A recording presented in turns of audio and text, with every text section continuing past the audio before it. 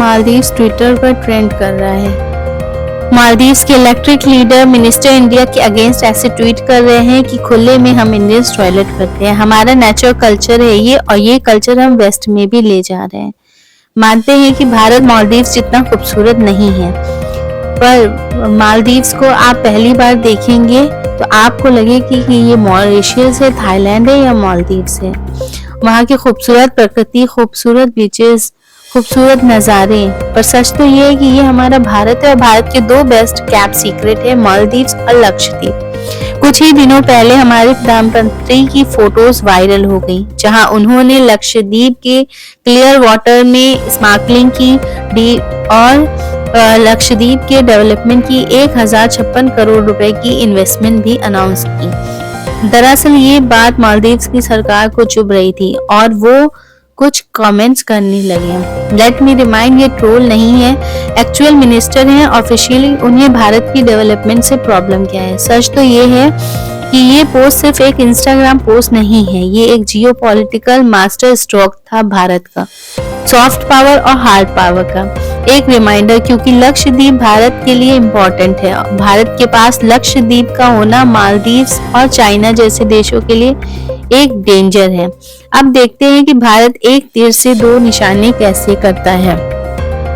लक्षद्वीप की आबादी लगभग 5 लाख है और अब तक 10 लाख #बाइकॉट इंडिया ट्रेंड कर चुके हैं, जिस दौरान अब तक की 8,000 लोगों ने अपनी होटल की बुकिंग कैंसिल कर ली है और 2500 लोगों ने अपनी फ्लाइट कैंसिल करवा चुके हैं। कंफर्म तो नहीं बता सकती, बट रिपोर्ट के मुताबिक यही जानकारी मिली है। इस बीच जो लोग ऋषिकेश की यूपी बस पर लटक कर जाते थे, उन्होंने भी उनका फायदा उठाकर फेसबुक पर ऐलान कर दिया कि उन्होंने भी मालदीव्स का ट्रिप कैंसिल कर दिया है। कुल मिलाकर आलम यह है कि सचिन तेंदुलकर से लेकर सलमान खान तक, जॉन अब्राहम से लेकर हार्दिक पांड्या तक, क्रिकेट और बॉलीवुड की तमाम हस्तियों ने खुलकर लक्षद्वीप के सपोर्ट में लोग उतरे हैं।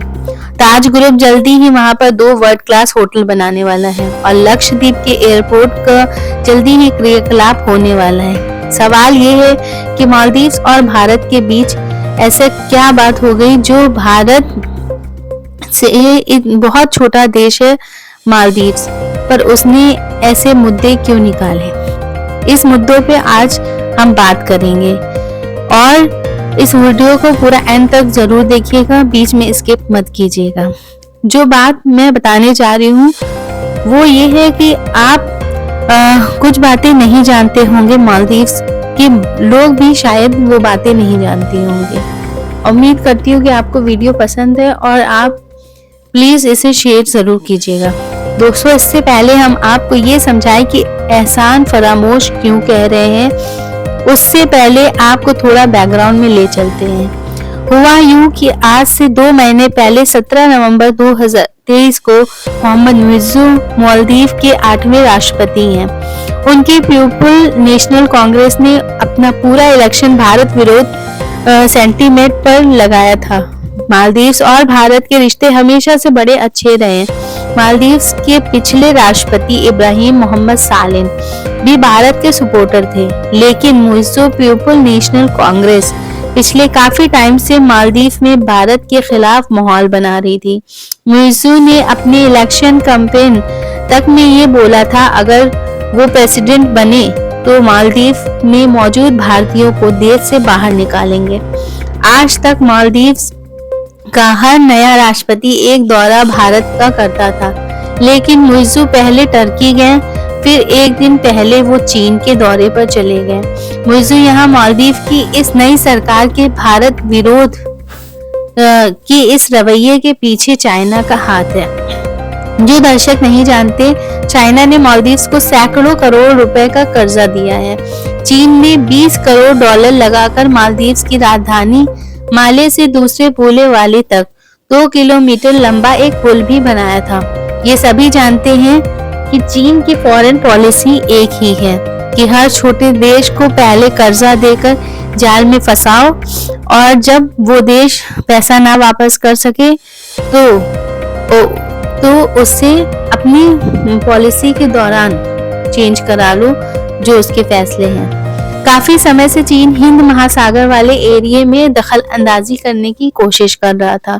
चीन की कोशिश ये है कि श्रीलंका और मालदीव के साथ अपने संबंधों का फायदा उठाकर इस इलाके में भारत का दबदबा कम किया जाए।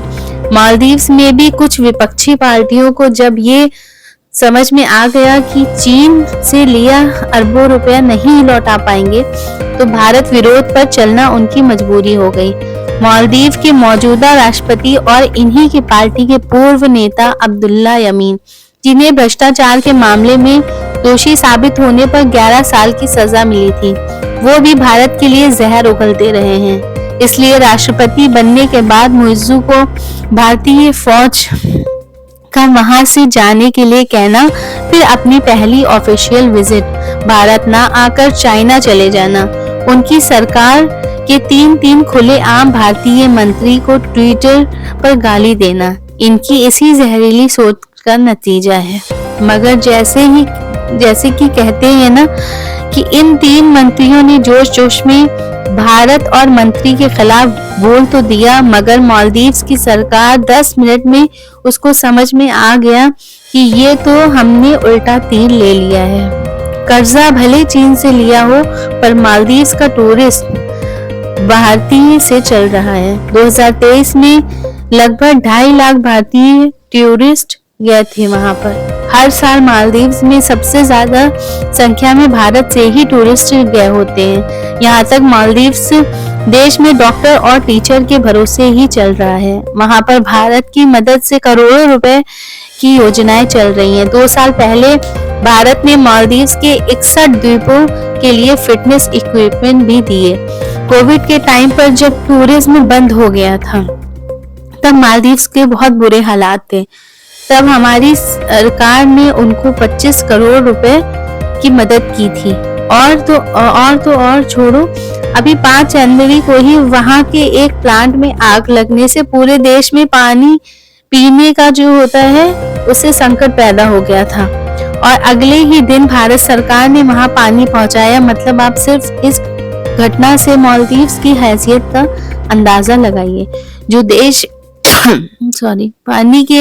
पीने के पानी भारत पर इस हद तक निर्भर है, वहां के कुछ मंत्री सोशल मीडिया पर भारत के प्रधानमंत्री को गाली दे रहे हैं। इससे ज्यादा कम अक्ली कुछ और हो सकती है क्या?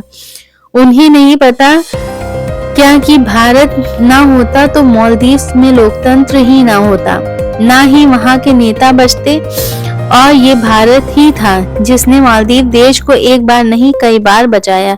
एक समय था जब मालदीव्स पर भी अंग्रेजों का राज था। साल 1965 में मालदीव्स अंग्रेजों से आजाद हुए। साल 1978 में चुनाव के बाद अब्दुल गयूम इब्राहिम आसिफ को हटाकर वहां के दूसरे राष्ट्रपति बने, और फिर अगले 30 सालों तक वो मालदीव्स के राष्ट्रपति बने रहे। मैं अब एक कहानी सुनाती हूँ। हुआ ये कि सन 78 ईस्वी में अब्दुल गयूम वहां के राष्ट्रपति बनने के बाद अगले 10 सालों तक उनके तख्ता पलट की 3 बार कोशिश की गई। पहले सन 1980 में, दूसरा 1983 में, तीसरे सबसे दमदार कोशिश हुई 1988 में। तारीख थी 3 नवंबर 1988। मालदीव्स के रास्ते अब्दुल गयूम भारत आने वाले थे। उस वक्त भारत और मालदीव्स के रिश्ते बहुत अच्छे थे। इतने अच्छे थे कि अब्दुल गयूम को भारत सरकार ने अपना विशेष विमान भी भेजा था। मालदीव्स के बिजनेसमैन थे अब्दुल्ला लतीफी। ये उस वक्त मालदीव्स में तख्ता पलट करके गयूम को उनकी हुकूमत से हटाना चाहते थे।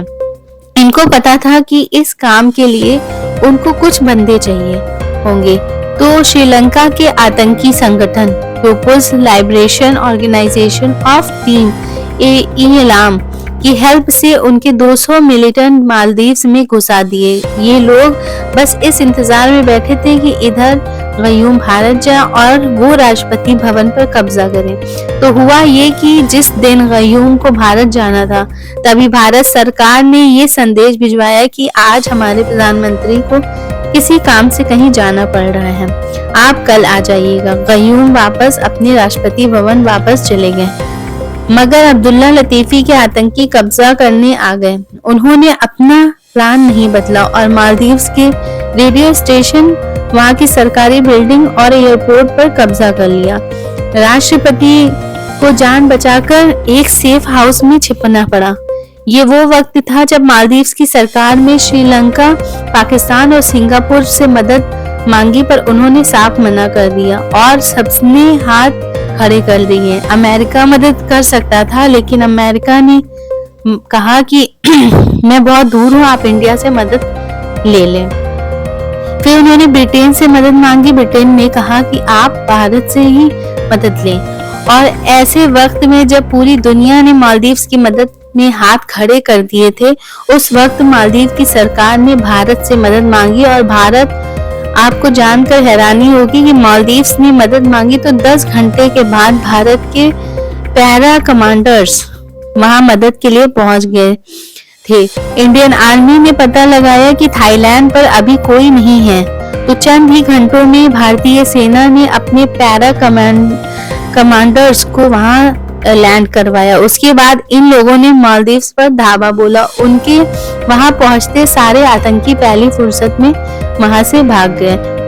क्या लोगों को पकड़ लिया गया, कुछ लोगों को ने सरेंडर कर दिया, कुछ लोगों का एनकाउंटर करना पड़ा। इसके बाद अब्दुल गयूम को सेफ हाउस से निकाल कर ले जाया गया और भारत सरकार ने मालदीव्स को विद्रोहियों के कब्जे में जाने से बचा। हाउस से निकाला गया और भारत सरकार ने मालदीव्स को विद्रोहियों के कब्जे में जाने से बचा लिया। सन 1988 ईस्वी का टाइम था। भारतीय सेना के उस ऑपरेशन को ऑपरेशन कैक्टस का नाम दिया गया। इंटरनेट पर आपको यह सब मिल जाएगा, आप पढ़ सकते हो। हर राष्ट्रपति ने हमेशा इस बात को याद रखा कि सिर्फ भारतीय सेना की वजह से ही उनका देश बचा रहा। ऐसा नहीं है कि मालदीव्स के लोग इस बात को नहीं समझते और नहीं जानते। अगर मालदीव्स के कुछ नेता को साइड कर दें तो आज भी वहां का सांसद, मीडिया और बहुत से लोग इस बात को मानते हैं और समझते हैं कि मालदीव्स में भारत के क्या मायने हैं। अगर इंडियंस ने पूरी तरह से मालदीव्स बाइकआउट कर दिया तो सोचिए, लगभग आधी पॉपुलेशन बेरोजगार हो जाएगी। तो एक ऐसा देश जो इंडिया पर हैवी इंडिपेंडेंट है, वो आखिर क्यों इंडिया के साथ एहसान फरामोशी कर रहा है? अपने ही पेट पर क्यों लात मारने पर तुला है? बट इंडियन गवर्नमेंट ने मालदीव्स को करारा जवाब दिया है, मास्टर प्लान बना दिया है, जिसे इन्फ्लुएंसर्स एंड सेलिब्रिटीज से लेकर आम भारतीय भी शामिल हैं। वेल, इंडियन गवर्नमेंट के पास मास्टर प्लान क्या है और मोदी जी की एक पिक से चोर की दाढ़ी में तिनका साबित हो गया। लेट्स अंडरस्टैंड, पिछले कुछ महीनों से, इनफैक्ट जब से मोहम्मद मुइज़्ज़ू नए प्रेसिडेंट बने हैं, तब से मालदीव्स में एंटी इंडियंस एक्टिविटीज काफी बढ़ गई है। यहाँ तक कि 17 नवंबर 2023 को मालदीव्स ने इंडियंस को ओशियन कंट्रीज के NSA टॉक्स, जिसमें सारे कंट्रीज के नेशनल एडवाइजर आते हैं और इसे मालदीव्स हमेशा अटेंड करता था। इस बार उन्होंने टॉक्स में पार्टिसिपेट नहीं किया और ना ही हर साल इंडियन ओशियन की स्टडीज और रिकर्ड्स रखने वाली हाइड्रोग्राफी को कोऑपरेशन एग्रीमेंट को रेन्यू किया नहीं। और इनका यही एंटी इंडियन स्टैंड एक स्टेप आगे निकल चुका है। जरा रूलिंग पार्टी के अब्बास का ट्वीट आया है। अब्बास सीधे सीधे मालदीव्स स्थित इंडियन हाई कमीशन पर हमला करने के लिए मालदीवियंस को भड़का रहे थे। उसके बाद लोगों ने मालदीव्स जाने के सारे प्लान कैंसिल कर दिए। जैसे कि संध्या नाम की ट्विटर यूजर्स ने मालदीव्स में अपना पूरा हनीमून ट्रिप कैंसिल करवा दिया और रूही रईस ने मालदीव्स के जून का 3 हफ्तों का लंबा टूर बना लिया, जिसके लिए उन्होंने 5 लाख रुपए का एडवांस पेमेंट भी किया था, लेकिन अब उन्होंने भी अपना प्लान कैंसिल कर दिया है। मैं यहाँ 1 या 2 इंसिडेंट्स की बात नहीं कर रही हूँ, मैं यहाँ सब बहुत सारे ऐसे केसेस थे जिन्होंने अपनी ट्रिप कैंसिल कर दी है। और इसी सब के दौरान एक बड़ा सवाल आता है कि क्या लक्षद्वीप मालदीव्स की बीट कर पाएगा, यानी कि दुनिया के one of the most beautiful beaches हैं। अगर लक्षद्वीप को ग्लोबल डाइविंग डेस्टिनेशन बना दिया गया तो इस डाइवर्सिटी को देखने के लिए दुनिया के डाइवर्स भागे भागे लक्षद्वीप चले आएंगे।